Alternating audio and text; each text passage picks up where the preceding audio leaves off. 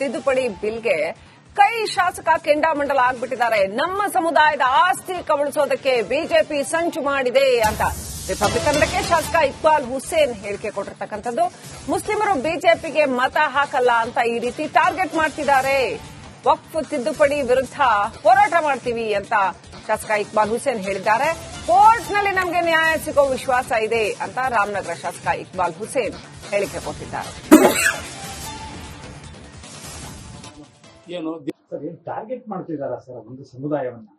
ಮೊದಲಿಂದ ಅವ್ರು ಏನು ಬಿಜೆಪಿ ಏನೇನು ಮಾಡ್ತಾರೆ, ನಮಗೆ ಮಾಡ್ತಾ ಇರೋದು, ನಮಗೆ ಕೊಡ್ತಾ ಇರೋ ಕೊಡುಗೆ ಏನು ಈ ದೇಶದಲ್ಲಿ? ಬಿಜೆಪಿ ಅವರು RSS ನಮ್ಗೆ ಕೊಡ್ತಾ ಇರೋ ಕೊಡುಗೆ ಏನು? ನಮಗೆ ಇಂಥ ಒಂದು ಸಮಾಜಕ್ಕೆ ತುಳಿಬೇಕು, ಅವ್ರಿಗೆ ನಮ್ಗೆ ಬೇಕಾಗಿಲ್ಲ, ಅವ್ರು ನಮಗೆ ಓಟ್ ಹಾಕಲ್ಲ ಅಂತ ಹೇಳೇನೆ ಅವರು ಮೊದಲಿಂದ ಏನು ದೇವ್ರು ಹುಡ್ಕೊಡೋಕೆ ಮಸೀದಿ ಹೋಗಿ ಹೊಡೆದ್ಬಿಟ್ರೆ ಅದು ಅಲ್ಲಿ ಹೋಗಿ ಶಿವನ್ ಹುಡುಕೋದಾ? ಇದಾದ್ರೆ ನೀವು ಮಾಡ್ತಾ ಇರೋದು. ಒಬ್ಬನಿಗೆ ಒಂದು ಕೋಮಿಗೆ ಹಾಕಿ ಎಲ್ಲೋ ಜಗಳ ಸೃಷ್ಟಿ ಮಾಡುವಂತದ್ದು, ಗಲಭೆ ಸೃಷ್ಟಿ ಮಾಡುವಂತದ್ದು, ಅಶಾಂತಿ ಮೂಡಿಸುವಂತಹದ್ದು ನೀವು ಮಾಡ್ತಾರ ಕೆಲಸ. ನೀನೇನ್ ಮಾಡ್ತಾ ಇರೋದೇನು? ನೀವು ಏನ್ ದೇಶಕ್ಕೋಸ್ಕರ ಅಭಿವೃದ್ಧಿ ಮಾಡೋಣ ತಾವೇನಾದ್ರು ಒಂದು ಕಲ್ಪನೆ, ಒಂದು ಆಲೋಚನೆ, ಒಂದು ಏನಾದ್ರು ನಾವೇನು ಇಟ್ಕೊಂಡು ಏನೋ ಮಾಡ್ತಾ ಇದ್ದೀರಾ? ನೀವು ಏನ್ ಮಾಡ್ತಾ ಇಲ್ಲ ಅದನ್ನೆಲ್ಲ. ನಿಮ್ಗೆ ಏನು ಒಂದು ರಾಮನ ಹೆಸರಲ್ಲಿ ನಿಮ್ಗೆ ಮತ ಬೇಕಷ್ಟೇ. ನಾವು ರಾಮನ್ನು ಪೂಜೆ ಮಾಡ್ತೀವಿ, ರಹೀಮನ್ನು ಪೂಜೆ ಮಾಡ್ತೀವಿ. ರಾಮ ರಹೀಮ ಎಲ್ಲ ಒಂದೇ ಅನ್ನೋ ಭಾವನೆ ಇಟ್ಕೊಂಡು ನಾವು ಕೆಲಸ ಮಾಡ್ತಾ ಇರೋದಂತ ನಾವೆಲ್ಲರೂ. ನಿಮ್ಮಲ್ಲಿ ಏನು ಇಲ್ಲ, ನಿಮ್ಮಲ್ಲಿ ದ್ವೇಷ, ಅಸೂಯೆ, ಇದನ್ನೇ ತಾವೆಲ್ಲರೂ ಕೂಡ ಮುಂದೆ ಇಟ್ಟು ರಾಮನ ಹೆಸರು ಹೇಳ್ಕೊಂಡು ತಾವೆಲ್ಲರೂ ಕೂಡ ದೇವರ ಹೆಸರು ಹೇಳ್ಕೊಂಡು ತಾವೆಲ್ಲರೂ ಕೂಡ ರಾಜಕಾರಣವನ್ನು ಮಾಡ್ತಾ ಇದ್ದಾರೆ. ಇದರಿಂದ ಪ್ರಯೋಜನ ಇಲ್ಲ. ಇದು ದೇಶಕ್ಕೂ ಹಾನಿ, ಸಮಾಜಕ್ಕೂ ಹಾನಿ, ಎಲ್ಲಾ ವರ್ಗಕ್ಕೂ ಹಾನಿ ಇದೆ. ಮುಸ್ಲಿಂ ಸಮುದಾಯದ ಬಗ್ಗೆ ಯಾವ ತರ ಹೋರಾಟ ರೂಪುರೇಷೆ ಮಾಡುತ್ತೆ ಅಂದ್ರೆ ಸಾಕಷ್ಟು ನೋಡಿ, ಈಗಾಗಲೇ ಎಲ್ಲರೂ ಕೂಡ ಬೀದಿಗಳಿಗೆ ನಾವೆಲ್ಲರೂ ಕೂಡ ಹೋರಾಟ. ಇದು ನೋಡಿ, ಇದು ಸಮಾಜದ ಅತಿ ಸೂಕ್ಷ್ಮವಾದಂತ ಒಂದು ವಿಷಯ. ಇದು ವಕ್ಫ್ ಅನ್ನೋದು ನಮ್ಮಲ್ಲಿ ಕೋಟ್ಯಾಂತರ ರೂಪಾಯಿದು, ಸಾವಿರಾರು ಲಕ್ಷಾಂತರ ಎಕರೆ ಜಮೀನಿದೆ. ಇದರಿಂದ ಏಳಿಗೆ ಎಲ್ಲ ನಮ್ಮ ಮಸೀದಿಗಳಾಗ್ಲಿ, ಮದ್ರಸೆಗಳಾಗ್ಲಿ, ಕಬ್ರಸ್ತಾನ್ ಆಗ್ಲಿ, ನಾವೆಲ್ಲ ಹೋಗಿ ಶಾಶ್ವತವಾಗಿ ನಾವು ವಿಶ್ರಾಂತಿ ಪಡಿತೀವೋ ಅದು ಕೂಡ ವಕ್ಫ್ ಬೋರ್ಡ್ ಇದೆ, ವಕ್ಫ್ ದರ್ಗಾಗಳಿದೆ, ಮಸೀದಿಗಳಿದೆ. ನಮ್ಮ ಅಸ್ತಿತ್ವನ ನಾವೆಲ್ಲ ಕಳ್ಕೊಳ್ತಾ ಇದೀವಿ. ಎಲ್ಲ ಕಳ್ಕೊಳ್ಳುವಂತ ಒಂದು ವಿಷಯ ಇದು. ಇದೇನು ಸಾಧಾರಣದ ವಿಷಯ ಅಲ್ಲ. ಅದಕ್ಕೋಸ್ಕರ ಹೋರಾಟ ಮಾಡ್ತಿದ್ದೆ ಅಷ್ಟೇ. ಇದನ್ನು ಗೌರ್ಮೆಂಟ್ ಆಸ್ತಿನ? ಇದು ಗೌರ್ಮೆಂಟ್ ಆಸ್ತಿ ಅಲ್ಲ. ಇದು ಸ್ವಂತ ಸಮುದಾಯದ ಜನರು ದಾನ ಮಾಡಿ ಒಂದು ಸಮುದಾಯದ ಏಳಿಗೆಗೋಸ್ಕರ ಕೊಟ್ಟಂತ ಬೆವರಿನ ಹನಿಯ ಆಸ್ತಿ ಇದು, ಬೇರೆ ಏನಲ್ಲ ಇದು.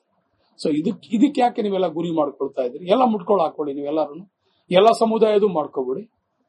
ಯಾಕೆ ಒಂದೇ ಸಮುದಾಯ ನಾನು ಗುರಿ ಮಾಡ್ಕೊಡ್ತೀರಿ ನೀವೆಲ್ಲರೂ? ನಮ್ದಿಷ್ಟೇ, ನಾವು ಶಾಂತಿ ಪ್ರಿಯರು. ಈ ದೇಶ ಎಲ್ಲರ ದೇಶ ಇದು, ಎಲ್ಲಾ ವರ್ಗದ ದೇಶ ಇದು. ಎಲ್ಲರೂ ಕೂಡ ಸ್ವಾತಂತ್ರ್ಯಕ್ಕೋಸ್ಕರ ಹೋರಾಟ ಮಾಡದಂತ ಮೊದಲಿಗರ ಸಮುದಾಯ ಯಾವುದು ಅಂದ್ರೆ ಅದು ಮುಸಲ್ಮಾನರು.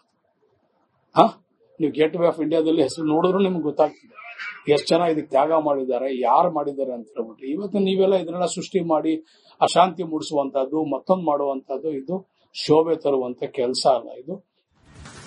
ಓಕೆ, ಇಕ್ಬಾಲ್ ಹುಸೇನ್ ಅವರ ಹೇಳಿಕೆ. ಇಕ್ಬಾಲ್ ಹುಸೇನ್ ಅವರು ಒಂದು 2 ಪಾಯಿಂಟ್ಗಳನ್ನು ಬಹಳ ಮುಖ್ಯವಾಗಿ ಹೇಳ್ತಾರೆ. ಯಾಕಂದ್ರೆ ಇದು ನಮಗೆ ವೋಟ್ ಹಾಕಿಲ್ಲ ಅನ್ನೋ ಕಾರಣಕ್ಕಾಗಿ ಈ ತರ ಮಾಡ್ತಾ ಇದ್ದಾರೆ ಅಂತ. ನಮ್ಮ ಪ್ರಶ್ನೆ ಒಂದೇ, 1995ರಲ್ಲಿ ಸೆಕ್ಷನ್ 40 ತಂದ್ರಲ್ಲ, ಸೆಕ್ಷನ್ 40 ತರತರಕ್ಕೆ ಏನಿರಲಿಲ್ಲ ಶ್ರೀಲಕ್ಷ್ಮಿ, ನಿಮಗೂ ಗೊತ್ತಿದೆ ಅದು. ಯಾವಾಗ ಈ ರಾಮ ಜನ್ಮಭೂಮಿ ಬಾಬರಿ ಮಸೀದಿಯಲ್ಲಿ ಏನೋ ವೋಟ್ ಆ ಕಡೆ ಹೋಗುತ್ತೆ ಅನ್ನೋ ಕಾರಣಕ್ಕಾಗಿ ಸೆಕ್ಷನ್ 40 ತಂದು ಸಿಕ್ಕಲ್ಲಿ ಮಾಡಬಹುದು, ಅದು ಒಂದೇ ಇದ್ದದ್ದು. ಎರಡನೇದು, ಇಕ್ಬಾಲ್ ಹುಸೇನ್ ಅವರು ಒಂದು ಮಾತನ್ನು ಹೇಳಿದ್ರು. ಯಾಕಂದ್ರೆ ನಮ್ಮ ಸಮುದಾಯದವರು ಕೊಟ್ಟಂತ ಜಾಗ ಅಂತ. ಖಂಡಿತವಾಗ್ಲೂ ಈಗಲೂ ಅದು ಹಾಗೇ ಇದೆ. ಪ್ರಶ್ನೆ, 123 ಆಸ್ತಿಗಳನ್ನ, ಡೆಲ್ಲಿಯ ನಗರಾಭಿವೃದ್ಧಿ ಇಲಾಖೆಗೆ ಬರುವಂತ 123 ಆಸ್ತಿಗಳನ್ನ ಒಂದೇ ದಿನ ಮನಮೋಹನ್ ಸಿಂಗ್ ಅವರು ವಕ್ಫ್ ಬೋರ್ಡ್ಗೆ ಬರ್ಕೊಟ್ರಲ್ಲ. ಮನಮೋಹನ್ ಸಿಂಗ್ ಯಾವ ಮುಸ್ಲಿಂ ಅಂತ ಅಷ್ಟೇ ಪ್ರಶ್ನೆ. ಇಲ್ಲಿ ಭಾರತದಲ್ಲಿ ಹುಟ್ಟಿದಂತ ಮುಸ್ಲಿಮರಿಗೆ ಆಗಿದ್ರೆ ಇಲ್ಲಿ ಖಂಡಿತವಾಗ್ಲೂ ಇದೆ. ವಕ್ಫ್ ಬೋರ್ಡ್ ಬೇಡವಾ? ಖಂಡಿತವಾಗ್ಲೂ ಇದೆ. ಅದು ಚೇಂಜ್ ಆಗಿರಬಹುದು. ಯಾರಾದ್ರೂ ಒಬ್ರು ಕೊಟ್ರೆ, ದಾನ ಕೊಟ್ರೆ, ನೋಡಿ ನಿನ್ನೆ ಕೂಡ ನಾನು ಹೇಳಿದೆ, ಯಾರಾದ್ರೂ ಒಬ್ಬ ಹಿರಿಯರಿದ್ದಾರೆ, ಮುಸ್ಲಿಮರಲ್ಲಿ ಹಿರಿಯರು, ಒಂದು 5 ಎಕರೆ ಜಾಗ ದಾನ ಕೊಡ್ತಾರೆ.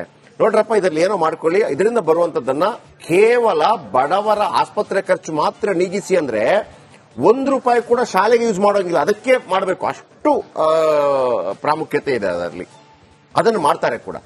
ಇಲ್ಲಿ ಆಗಿರುವಂತದ್ದು ಯಾರ್ಯಾರ್ದೋ ಜಾಗಗಳನ್ನ ಇದು ನಂದು ಜಾಗ ಅಂತ ಹೇಳುವಂತದ್ದು ನಮ್ಮ ಅಲ್ಲ ಸರ್, ಈ ಬೇರೆ ಬೇರೆ ಮುಸ್ಲಿಂ ಕಂಟ್ರೀಸ್ ಅಲ್ಲೆಲ್ಲ ವಕ್ಫ್ ಬೋರ್ಡ್ ಇದೆಯಾ, ಅಥವಾ ಅವರು ಅಲ್ಲೂ ಹಿಂಗೆ ಯಾರ್ಯಾರ ಜಾಗ ಬೇಕಾದ್ರೂ ಅದು ನಮ್ ಜಾಗ ಮಾಡಕ್ ಬರುತ್ತೆ? ಅದೇ ವಕ್ಫ್ ಬೋರ್ಡ್ ಕರೆಕ್ಟ್ ಇದ್ದದ್ದು ನಾನು ಹೇಳಿದ್ನಲ್ವಾ, ಈ ರಾಜಕಾರಣಿಗಳು ಮಾಡಿದಂತ ಕಿತಾಪತಿಯಿಂದಾಗಿ ಆಗಿರುವಂತದ್ದು. ನಿಜವಾಗ್ಲೂ 95 ಮುಸ್ಲಿಮರು ಕೇಳಿದ್ರೆ ಎಲ್ಲ ಗೊತ್ತಿಲ್ಲ, ಕಾಂಗ್ರೆಸ್ ಕೊಟ್ಬಿಡ್ತು ಮಾಡ್ಕೊಳ್ಳಿ ಅಂತ ಅಂದ್ಬಿಟ್ಟು.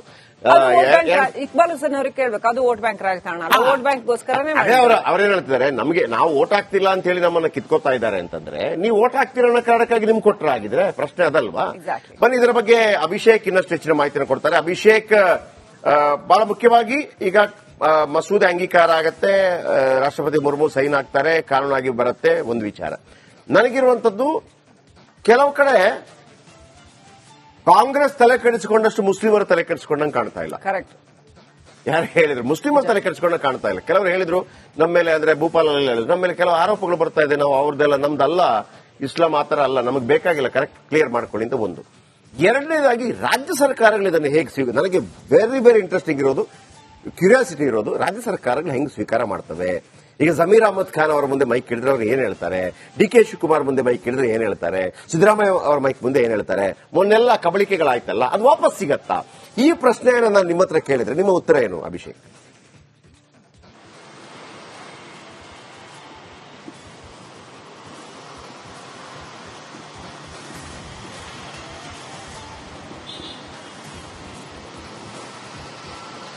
ಮೊದಲನೇದಾಗಿ ಮುಸಲ್ಮಾನರಿಗೆ, ನಮ್ಮ ರಾಜ್ಯದಲ್ಲಿರುವ ಮುಸಲ್ಮಾನರಿಗೆ ವಕ್ಫ್ ತಿದ್ದುಪಡಿ ಬಿಲ್ನಿಂದ ಯಾವುದೇ ಸಮಸ್ಯೆ ಆಗೋದಿಲ್ಲ ಅನ್ನೋದು ಒಂದಿಷ್ಟು ಮುಸ್ಲಿಂನ ಹಿರಿಯ ಮುಖಂಡರು ಹೇಳಿರುವಂತದ್ದು. ಯಾಕಂದ್ರೆ ಮುಸ್ಲಿಮರು ಅವರ ಧರ್ಮದ ಪ್ರಕಾರ ನಂಬುವಂತದ್ದು, ತನ್ನದಲ್ಲದ ವಸ್ತು ತನಗೆ ಬೇಡ ಅನ್ನೋ ಒಂದು ಭಾವನೆಯಲ್ಲಿ ಬದುಕ್ತಾ ಇರುವಂತವ್ರು. ಆ ಕಾರಣದಿಂದ ಈ ತಿದ್ದುಪಡಿ ಕಾಯ್ದೆಯಿಂದ ನಮ್ಮ ಭೂಮಿಗೆ ಸಮಸ್ಯೆ ಆಗೋದಿಲ್ಲ. ಈ ಹಿಂದೆ ನಮ್ಮ ಭೂಮಿ ಇದ್ದದ್ದು ನಮ್ಮ ಭೂಮಿಯಾಗಿಯೇ ಮುಂದುವರಿಯುತ್ತೆ. ಅದನ್ನ ಹೊರತುಪಡಿಸಿ ಯಾವುದೆಲ್ಲ ಒಂದಿಷ್ಟು ಪ್ರಾಪರ್ಟಿಗಳನ್ನ ಸರ್ಕಾರಗಳ ರಾಜಕೀಯ ಕಾರಣದಿಂದ ವಶಕ್ಕೆ ಪಡೆದಿದ್ರು ಅಂತಹ ಪ್ರಾಪರ್ಟಿಗಳಿಗೆ ಸಮಸ್ಯೆ ಆಗುತ್ತೆ. ಇಲ್ಲಿ ಮುಸಲ್ಮಾನರು ಧರ್ಮದ ವಿಚಾರವಾಗಿ ನೋಡಿದಾಗ ಅವರಿಗೆ ಈ ಒಂದು ಬಿಲ್ ನಿಂದ ಯಾವುದೇ ಸಮಸ್ಯೆ ಆಗೋದಿಲ್ಲ ಅಂತ ಹೇಳ್ತಿದ್ರು ಕೂಡ, ಅದೇ ಮುಸಲ್ಮಾನರು ಕಾಂಗ್ರೆಸ್ನ ಪಾರ್ಟಿ ಅಥವಾ ಬೇರೆ ಪಾರ್ಟಿ ಜೊತೆ ಅಲೈನ್ ಆಗಿರುವಂತಹ ಸಂದರ್ಭದಲ್ಲಿ ಈ ವಿಚಾರದಲ್ಲಿ ರಾಜಕೀಯ ಮಾಡೋದಕ್ಕೆ ಹೋಗ್ತಾ ಇರುವಂತದ್ದು. ಆದ್ರೆ ಇದು ಕಾಂಗ್ರೆಸ್ನ ಹೊರತುಪಡಿಸಿ ಇನ್ಯಾರಿಗೂ ಕೂಡ ಸಮಸ್ಯೆ ಆಗ್ತಿಲ್ಲ ಅನ್ನೋದು ಈಗಾಗಲೇ ಬಿಜೆಪಿಯವರ ಆರೋಪವೂ ಆಗಿರೋದು. ಜೊತೆಗೆ ಮುಸಲ್ಮಾನರ ಮಾತು ಕೂಡ ಇದೇ ಆಗಿರುವಂತದ್ದು. ಕಾಂಗ್ರೆಸ್ ಪಾರ್ಟಿಗೆ ರಾಜಕೀಯ ಮಾಡೋದಕ್ಕೆ ಒಂದು ವಿಚಾರ ಬೇಕಿದೆ, ಅದರಲ್ಲೂ ಕೇಂದ್ರದಲ್ಲಿ ಎನ್ಡಿಎನ್ನ ನಾವು ಎದುರಿಸೋದಕ್ಕೆ ಮತ್ತೊಂದು ಅಂಶ ಬೇಕಿತ್ತು. ಇಲ್ಲಿ ಒಂದು ವೇಳೆ ಕಾಂಗ್ರೆಸ್ ಸರ್ಕಾರವೇ ಕೇಂದ್ರದಲ್ಲಿ ರಚನೆಯಾಗಿ ಅವರೇ ಈ ಒಂದು ಬಿಲ್ ಅನ್ನ ಪಾಸ್ ಮಾಡಿದ್ರು, ಬಿಜೆಪಿಯವರು ವಿರೋಧ ಮಾಡ್ತಿದ್ರು. ಈ ಒಂದು ಕಾರಣದಿಂದ ವಿರೋಧ ಮಾಡಬೇಕು ಅನ್ನೋ ಒಂದು ಕಾರಣದಿಂದ ವಿರೋಧ ಮಾಡಲಾಗ್ತಿದೆ ಹೊರತು ಈ ಒಂದು ವಿರೋಧದಲ್ಲಿ ಯಾವುದೇ ಹುರುಳಿಲ್ಲ ಅನ್ನೋದು ಐ ಅಗ್ರಿ. ಅದರ ಬಗ್ಗೆ ತುಂಬಾ ಚರ್ಚೆಗಳಾಗಿದೆ. ಆದ್ರೆ ಕ್ಯೂರಿಯಾಸಿಟಿ ಇರುವಂತದ್ದು, ಈಗ ಮೊನ್ನೆ ವಿಜಯಪುರ ಈ ಎಲ್ಲಾ ಕಡೆಗಳಲ್ಲಿ ಜಾಗಗಳನ್ನೆಲ್ಲ ಕಬ್ಜಾ ಮಾಡಲಾಯ್ತು, ಅದು ಏನು ವಕ್ಫ್ದು ಅಂತ ಬಂತಲ್ಲ, ಈಗ ಅವ್ರದ್ದೇನು ಪರಿಸ್ಥಿತಿ ಅಂತ ನನಗೆ ಕ್ಯೂರಿಯಾಸಿಟಿ ಇರೋದು. ಅದು ಈಗ ಜಮೀರ್ ಅಹಮದ್ ಖಾನ್ ಮುಂದೆ ನಾವು ಹೇಳಿದಾಗ ಏನ್ ಸರ್ ಹಿಂಗಾಗಿದೆ ಅಂತ ಹೇಳಿ ಅವರ ಉತ್ತರ ಏನಿರಬಹುದು ಅಂತ. ಸರ್, ಇದು ಬೆಕ್ಕಿಗೆ ಚೆಲ್ಲಾಟ ಇರಬಹುದು, ಆದ್ರೆ ಇಲ್ಲಿಗೆ ಪ್ರಾಣ ಸಂಕಟ. ಅದು ನೂರಾರು ಸಾವಿರಾರು ಜನ ರೈತರ ಬದುಕಿನ ಜೀವನದ ಪ್ರಶ್ನೆ. ಅವ್ರ ಜಮೀನು ಅವ್ರಿಗೆ ವಾಪಸ್ ಸಿಗ್ಲೇಬೇಕಲ್ವಾ? ಡೆಫಿನೆಟ್ಲಿ. ಈಗ ಇರುವಂತ ಒಂದು ಅವಕಾಶ ಏನಪ್ಪಾ ಅಂತಂದ್ರೆ ಅವರಿಗೆ ಕೋರ್ಟ್ಗೆ ಹೋಗೋದಕ್ಕೆ ಅವಕಾಶ ಇದೆ. ಇದು ಇಷ್ಟೇ ವೀಕ್ಷಕರೇ, ಅವತ್ತಿಂದ ನಾನು ಹೇಳ್ತಾ ಇದ್ದೆ, ಇದು ಇಷ್ಟೇ ವಿಚಾರ.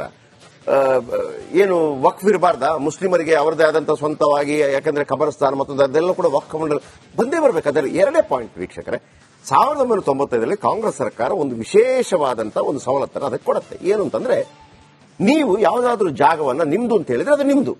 ಅದೇ ಹೆಂಗೆ, ನಾನು ಮತ್ತೊಮ್ಮೆ ಹೇಳ್ತಾ ಇದ್ದೀನಿ, ತುಂಬಾ ಸಲ ಹೇಳಿದ್ದೀನಿ. ಯಾರೋ ಒಬ್ಬ ವೆಂಕಪ್ಪ ಶೀನವನ್ನ, ಯಾರು ಮುಸ್ಲಿಮ್ ಇರ್ಬೋದು ಬೇಕಿದ್ರೆ, ಒಬ್ಬ ಯಾಕೂಬ್ ಅಂತ ಒಬ್ಬ ಇರ್ತಾನೆ ಅಂದಿಟ್ಕೊಳ್ಳಿ, ಆತ ಒಬ್ಬ ರೈತ ಒಂದು 100 ವರ್ಷದಿಂದ ಮಾಡ್ತಾ ಇದ್ದ ಅಂದಿಟ್ಕೊಳ್ಳಿ, ಅವನನ್ನ ಒಬ್ಬರನ್ನ ಕಂಡ್ರೆ ಆಗೋದಿಲ್ಲ ಅಂತ ಇಟ್ಕೊಳ್ಳಿ, ಆ ಜಾಗ ನಂದು ಅಂತ ಹೇಳ್ಬಿಡ್ತಾನೆ. ಆಗೇನು ಅವನೇನ್ ಹೇಳ್ಬೇಕು, ಯಾಕೂಬು ನಿಂದ ಇದು ಜಾಗ, ದಾಖಲೆ ತಗೊಂಬ ಅಂತ. ನಾನ್ ದಾಖಲೆ ತಗೋರಲ್ಲ, ನೀನ್ ತಗೊಂಬರ್ಬೇಕು ಅಂತೇಳಿ. ನೋಡಿ ವೀಕ್ಷಕರೇ, ಅವನು ತುಂಬಾ ಸಲ ಈ ಕಾನೂನಲ್ಲಿ ಟಿಡಿಪಿ ಕೂಡ ಅದನ್ನೇ ಹೇಳಿತ್ತು. 70 ವರ್ಷಗಳ ಹಿಂದೆ ಒಮ್ಮೊಮ್ಮೆ ದಾಖಲೆ ಇರೋದಿಲ್ಲ ಮೇಡಮ್, ಸಮಟೈಮ್ಸ್ ದಾಖಲೆ ಇರೋದಿಲ್ಲ. ಬಟ್ ಎಲ್ಲರೂ ಗೊತ್ತದ ಅವನದೇ ಜಾಗ, ಒಂದು ಅಜ್ಜ ಎಲ್ಲ ಮುತ್ತಾತ ಎಲ್ಲ ಮಾಡ್ಕೊಂಡು ಹೋಗಿದ್ದಾರೆ ಅಂತ. ಅವನದನ್ನು ಮಾರಾಟನೂ ಮಾಡೋದಿಲ್ಲ, ಏನು ಮಾಡೋದಿಲ್ಲ, ಬಟ್ ಕೃಷಿ ಮಾಡ್ತಾ ಇರ್ತಾನೆ. ಇಲ್ಲೂ ಕೂಡ ಟಿಡಿಪಿ ಅದನ್ನೇ ಹೇಳ್ತು, ಒಂದು ವೇಳೆ ಒಂದು ವಕ್ಫ್ ಜಾಗ ಅಂತಿದೆ ಅಂತ ಇಟ್ಕೊಳ್ಳಿ, ಅದಕ್ಕೆ ದಾಖಲೆ ಇಲ್ಲ, ಬಟ್ 70 ವರ್ಷಗಳಿಂದ ಯಾರು ನೋಡಿದವರಿದ್ದಾರೆ, ಇದನ್ನು ಮಾಡಿದ್ದಾರೆ, ನನ್ನ ಅಜ್ಜ ನೋಡಿದ್ದಾರೆ, ಅದು ನಿಮಗೇನೆ. ಎರಡೇ ಪಾಯಿಂಟ್ ವೀಕ್ಷಕರೇ, ಒಂದು, ನೀವು ಕಂಡ ಜಾಗಕ್ಕೆ ನಂದು ಅಂತ ಹೇಳುವಂಗಿಲ್ಲ, 45 ದಿವಸದಲ್ಲಿ ಉತ್ತರಿಸು ಅಂತ ಹೇಳುವಂಗಿಲ್ಲ, ನೀನು ಹೈಕೋರ್ಟ್ಗೆ ಹೋಗಂಗಿಲ್ಲ, ನನ್ನ ಹತ್ರಕ್ಕೆ ಬರಬೇಕು ಅಂತ ಹೇಳೋಂಗಿಲ್ಲ, ಅದು ಚೇಂಜ್ ಆಗುತ್ತೆ ಈಗ, ನಂಬರ್ 1. ಎರಡನೇದಾಗಿ ಬಹಳ ಮುಖ್ಯವಾಗಿರುವಂತಹ ವಿಚಾರ ಏನಪ್ಪಾ ಅಂತಂದ್ರೆ, ಈ ನಾವು ಕೇಳಿದ್ವಲ್ಲ, ಮುಸ್ಲಿಮರ ಹೊರತಾಗಿ ಬೇರೆಯವರು ಮಾಡಬೇಕಾದ್ರೂ ಕೂಡ ಅವರು 5 ವರ್ಷಗಳ ಕಾಲ ಮುಸ್ಲಿಂ ಧರ್ಮ ಅನುಸರಿಸ್ತಿರ್ಬೇಕು ಅನ್ನುವಂಥದ್ದು. ಇದರ ಮಿಡ್ಲ್ 2 ಪಾಯಿಂಟ್ ಇದೆ ವೀಕ್ಷಕರೇ. ಒಂದು ಮುಸ್ಲಿಮರು ದಾನ ಕೊಟ್ಟದ್ದು ಅಂತೇಳಿ, ಇನ್ನೊಂದು ಶತ್ರು ಆಸ್ತಿ ಅಂತಿದೆ. ಇದರ ಬಗ್ಗೆ ಯಾರು ಮಾತಾಡ್ತಾ ಇಲ್ಲ ಈಗ ಸದ್ಯಕ್ಕೆ. ಶತ್ರು ಆಸ್ತಿ ಅಂತ ಒಂದಿದೆ. ಯಾವೆಲ್ಲ ಮುಸ್ಲಿಮರು ಅಥವಾ ಭಾರತ ಪಾಕಿಸ್ತಾನ ವಿಭಜನೆ ಆದಾಗ ಚೀನಿಯರಿದ್ರು, ಇಲ್ಲಿ ತುಂಬಾ ಜನ ಪಾಕಿಸ್ತಾನಿಯರಿದ್ರು, ಅವ್ರು ಬಿಟ್ಟೋದನ್ನು ಶತ್ರು ಆಸ್ತಿ ಅಂತ. ಅದುವೇ 1.4 ಲಕ್ಷ ಕೋಟಿ ಏನೋ ಆಸ್ತಿ ಇದೆಯಂತೆ ಅದರದ್ದು. ಅದನ್ನ ಮಾರಾಟ ಮಾಡಬೇಕಾ ಬೇಡವಾ ಅಂತೇಳಿ ಇದೆಲ್ಲವೂ ಕೂಡ ಅವರು ದಾನ ಕೊಟ್ಟದ್ದು ಅಂತೇಳಿ. ಸೊ ಇದರ ಬಗ್ಗೆ ಚರ್ಚೆಗಳಾಗ್ತಾನೆ ಇರುತ್ತೆ. ಒಟ್ಟಲ್ಲಿ ಮುಸ್ಲಿಮರಿಗೂ ಒಂದಿಟ್ಟು ನಾವು ಯಾರ್ದೋ ಕಬ್ಜಾ ಮಾಡ್ಕೊಂಡು ತಿಂದ್ವಿ ಅಂತ ನಮಗೆ ಬೇಡಪ್ಪ, ನಮ್ಮ ಜಾಗ ನಮಗೆ ಸಾಕು ಇದರಲ್ಲಿ ಅಂತೇಳಿ. ಒಂದು ವಸ್ತುಸ್ಥಿತಿ ಏನಂದ್ರೆ ಸರ್, ನಿಮ್ಗೂ ಗೊತ್ತಿರೋ ಹಾಗೆ ಸಾಮಾನ್ಯ ಜನರು, ಸಹಜವಾದ ಮುಸ್ಲಿಮರು, ಸಾಮಾನ್ಯ ಜನರು ಯಾರು ಇದ್ರ ಬಗ್ಗೆ ತಲೆ ಕೆಡಿಸ್ಕೊಳ್ಳಲ್ಲ. ಯಾಕಂದ್ರೆ ಅವ್ರಿಗೆ ಇದರಿಂದ ಏನು ಉಪಯೋಗ ಆಗಿಲ್ಲ. ವಕ್ಫ್ ಬೋರ್ಡ್ ಏನು ಮಾಡಿಲ್ಲ ಅವರಿಗೆ. ದೇವೇಗೌಡರದ ಮಾತನ್ನ ಹೇಳಿದ್ರಲ್ಲ, ಈ ಜಾಗ ಬಂದು ಯಾರಿಗೆ ಸಿಗಬೇಕಾಗಿತ್ತು? ಬಡ ಮುಸ್ಲಿಮರಿಗೆ ಸಿಗಬೇಕಾಗಿತ್ತು. ಶ್ರೀಮಂತರಿಗೆ ಸಿಗ್ತಾ ಇದೆ. ಕೆಲವು ಹೆಸರುಗಳೆಲ್ಲ ಬಂತು. Okay, thank you Abhishek.